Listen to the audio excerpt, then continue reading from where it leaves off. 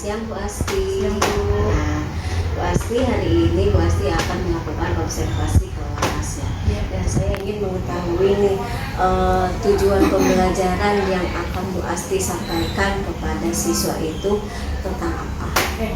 Jadi dari mata pelajaran dulu ya Bu ya. Yang ambil itu kan matematika.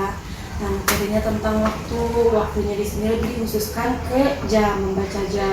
Jadi di tujuan pembelajarannya itu anak-anak kan memang sudah dari sebelumnya saya minta untuk buat media jam. Nah, nanti anak-anak bisa mengenal jarum jam gitu. Jadi agar mempermudah anak untuk memahami materi ini, jadi pertama-tama dibuatkan dulu lah mereka punya media jamnya dulu.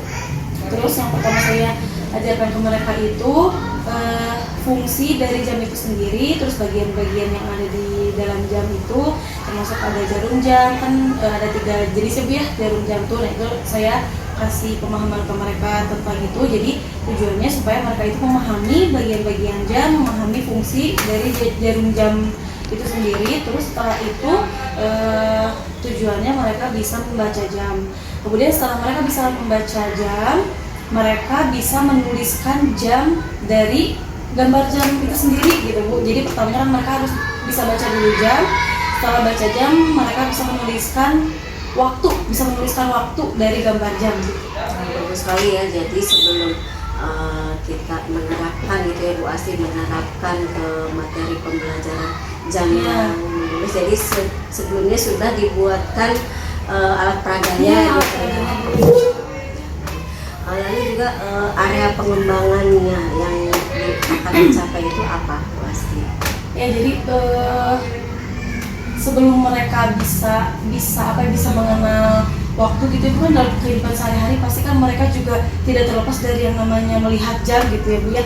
Nah, sebelum mereka bisa untuk mengenal jam itu sendiri, jadi kan di sekolah diberi materinya gitu ya, diberi pengetahuannya. Jadi harapan saya yang pertama, anak-anak itu bisa, kan kalau misalkan anak awam pasti lihatnya jam itu kok banyak ininya ya, banyak jarumnya gitu ya. Tadi satu, mereka harus mengenal dari jarum itu sendiri fungsinya masing-masing. Jarum yang menunjukkan jam, jarum yang menunjukkan menit, ataupun jarum halus gitu yang menunjukkan detik.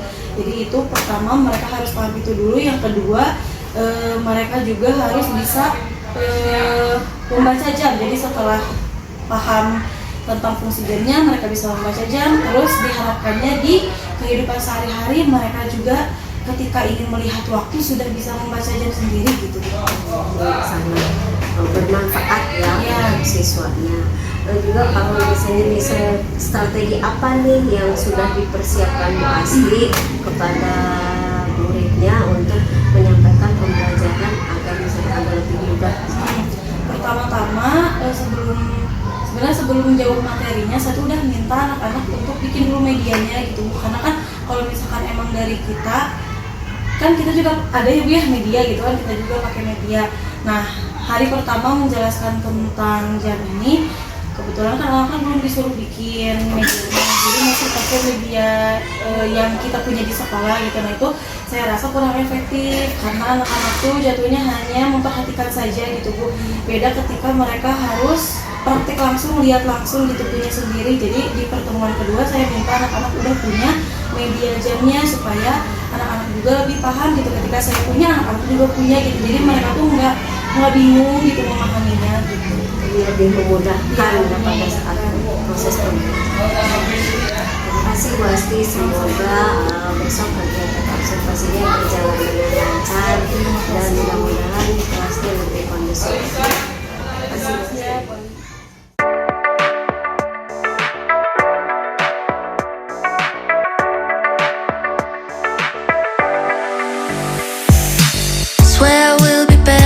and I would. I thought that I was special. We will be together, but I've never been so wrong. Tell me, was it worth it? My Assalamualaikum warahmatullahi wabarakatuh. Waalaikumsalam warahmatullahi wabarakatuh. Nah, selamat siang Bu Asti. Siang Bu Ai. Ya, alhamdulillah ya hari ini Bu Asti sudah melakukan observasi di kelas. Tadi pembelajarannya juga sudah terlaksana dengan baik. Nah, mungkin ada beberapa yang harus saya tanyakan terkait hasil observasi Bu Asti di kelas hari ini. Nah, bagaimana perasaan Bu Asti setelah melakukan observasi di kelas hari ini? Perasaannya excited ya Bu ya, soalnya kan biasa kalau supervisi itu yang dinilai itu lebih ke kita modulnya gimana, pembelajaran di kelasnya gimana, tapi kalau observasi teh ada yang lebih khususnya gitu yang dinilainya kan sekarang disiplin positifnya gitu. Jadi bukan cuma ke anaknya aja tapi kitanya juga yang butuh effort gitu Bu. Jadi bukan cuma anaknya aja tapi kita sebagai gurunya juga yang benar-benar harus memfokuskan hal tersebut gitu. Selain pembelajaran tapi ada satu hal lagi yang harus difokuskan yang disiplin positif itu. Boleh diceritakan lagi nggak kembali strategi tentang area pengembangan dalam pembelajaran Bu Asti hari ini? Ya, kalau tadi alhamdulillah ya Bu ya, setelah kemarin waktu pra observasi terus hari ini berjalan observasi itu sesuai gitu dengan apa yang ingin saya lakukan. Itu strateginya dimulai dari kan hari ini kita belajar tentang waktu, khususnya itu kita belajar tentang jam. Jadi diawali, jadi sebelumnya emang di pertemuan sebelumnya anak-anak sudah diperkenalkan tentang jarum jam gitu ya. Nah, tadi hanya diulangi saja tentang fungsi jarum jam itu sendiri. Terus yang kedua, tadi anak-anak juga belajar untuk membaca jam melalui media jam dinding gitu ya. Anak-anak ditanyakan bagaimana keseharian mereka, bangun tidur jam berapa, ditunjukkan melalui media jam. Terus juga tadi anak-anak secara berkelompok mereka menentukan jam melalui soal cerita, dilanjutkan dengan tes kemampuan individu mereka. Saya berikan LKPD. Nah, kalau pas tadi mah yang pas berkelompok itu mereka menentukan jarum jam di gambar, tapi kalau yang individu sudah ada gambarnya tapi mereka yang menentukan waktunya gitu. Jadi dari apa yang saya rencanakan, alhamdulillah tadi sudah terlaksana gitu, strategi-strategi yang sudah saya susun gitu. Nah, yang tadi dari mulai mengenalkan lalu juga menampilkan gambar terlebih dahulu dan ke bentuk konkretnya misalnya dengan alat peraga. Nah, kira-kira nih menurut Bu Asti apakah sudah sesuai atau belum perencanaan atau pelaksanaan pembelajaran yang Bu Asti lakukan hari ini? Kalau dikatakan sesuai masih pasti ada belumnya Bu Ai ya, soalnya kan ya namanya kelas itu adalah sebuah kenyataan gitu ya. Kalau kita bikin modul dan segala macam itu mah rencana gitu. Nah, jadi pada saat pelaksanaan observasi tentunya ada hal-hal yang yang bagi saya sih ya ada yang belum sesuainya gitu ya Bu, terutama dari kondisi kelas gitu. Anak-anak tuh kan apalagi di kelas saya kalau misalnya ada orang yang masuk itu kan ya semakin ingin menunjukkan ini modelnya gue, jadi makin bisa dikatakan ada caper badan kita anak-anak. Jadi kendalanya di saya itu jauh lebih sulit dikondisikan daripada sehari-hari gitu. Itu sih kendalanya gitu. Tapi dari kayak pemahaman materi, karena kan belajar waktu ini cukup panjang ya Bu Ai. Jadi dimulai dari perkenalan bagian jam dan lain-lain. Jadi setidaknya pas hari ini mereka itu sudah cukup mengerti lah untuk materi ini. Namun untuk keadaan kelas ya bagi saya sangat repot ya tadi karena anak-anaknya kendalanya sulit dikondisikan. Dinamika kelasnya ya. Coba kalau misalnya dari Bu Asti ada nggak untuk menanggulangi kendala tersebut gitu? Nah, itu sih Bu Ai, berarti satu pelajaran buat saya gimana caranya ketika hal seperti ini gitu ya. Misalkan ada sedang ada bapak kepala sekolah atau misalkan ada Bu Ai lagi di kelas, pokoknya lagi ada yang selain saya gitu di kelas. Berarti kita harus belajar gimana caranya mengkondisikan kelas di tengah anak-anak yang mereka tuh sebenarnya pengen show off gitu. Berarti kan kita harus punya strategi lain gitu selain yang saya sampaikan di kelas seperti biasa gitu. Nah, itu rencana yang akan dilakukan untuk mengatasi kendala tersebut. rencana? Satu, berarti kayaknya adalah belajar bagaimana mengkondisikan kelas kepada anak-anak. Kalau ketika kita pernah sharing ibu pernah bilang juga coba Bu Asti pakai diterapkan si keyakinan kelasnya. Alhamdulillah sudah berjalan, dan kalau di kondisi sehari-hari itu alhamdulillah cukup efektif ya Bu sarannya. Tapi pas saat ini ya entah kenapa gitu Bu, yang pertama itu kan keyakinan kelas sudah pernah, yang kedua mungkin akan ya tadi mencari cara untuk mengkondisikan anak saat ada orang lain di dalam kelas gitu. Kira-kira nih, dan untuk melakukan rencana tersebut gitu, apa yang cara yang dilakukan untuk Bu Asti gitu? Jadi melalui apa gitu?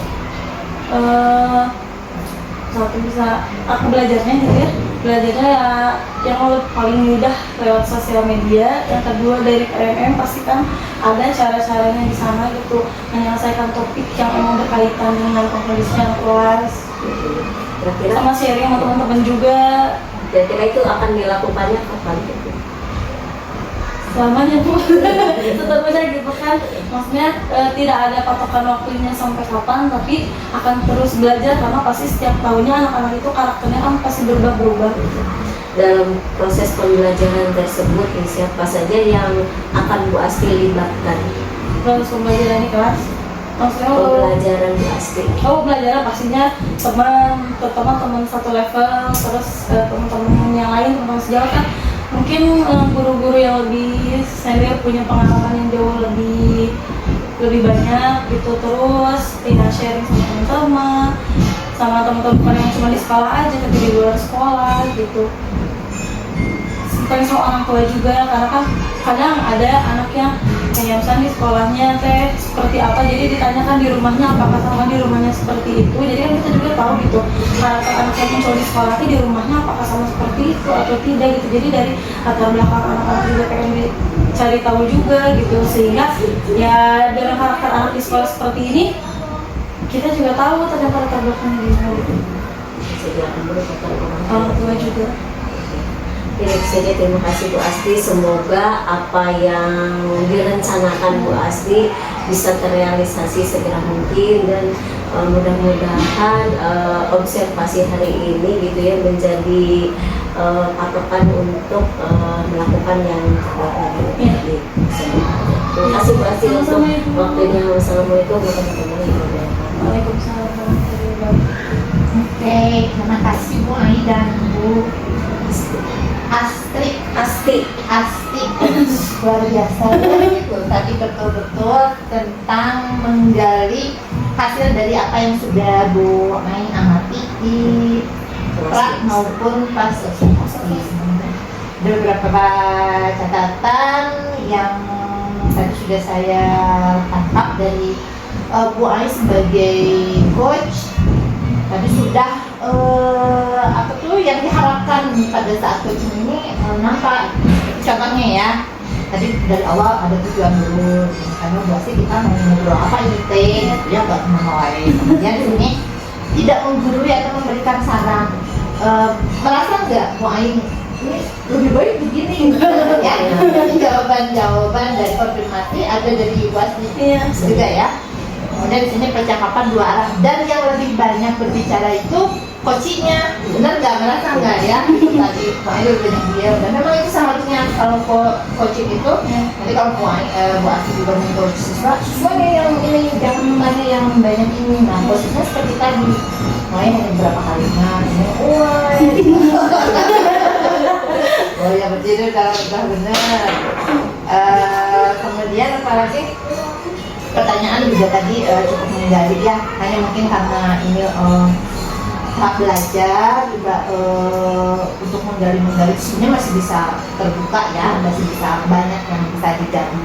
Kemudian menghasilkan tindak lanjut konkret dan berasal dari referensi jawaban. Jadi pasti juga ya harus begini, nah jawabannya kan terbentuk sendiri. Dan yang tadi diakhiri dengan kesimpulan dari Ibu ya, kesimpulannya jangan dari kita, jangan dari coach gitu. Kalau bisa diberikan mau nggak mau si coachnya yang harus ngomong, oh ini kesimpulannya seperti itu. Itu barangkali pada pembelajaran kita pada kesempatan kali ini tentang tahapan coaching pada saat supervisi ya, pra observasi maupun pas pasca.